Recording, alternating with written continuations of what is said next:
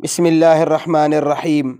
میرے محترم سامعین، آج جو میں آپ کی خدمت میں شرعی مسئلہ ذکر کروں گا اس کا عنوان ہے کیا شریعت میں 10 محرم الحرام کو دسترخوان وسیع کرنے کا حکم ہے، یعنی خوب کھانا پینا، لوگوں کو کھلانا پلانا، دیگیں پکانا وغیرہ وغیرہ۔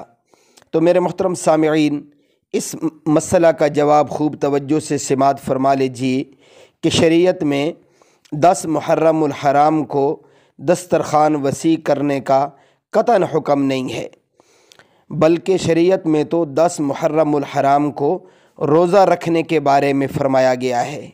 اس لیے میرے محترم سامعین، یہ من گھڑت باتیں ہیں۔ اللہ تعالی ہماری ایسی باتوں سے، ایسے رسم و رواج سے حفاظت فرمائے اور کامل طور پر شریعت کو اپنانے کی توفیق عطا فرمائے۔ وآخر دعوانا ان الحمد للہ رب العالمین۔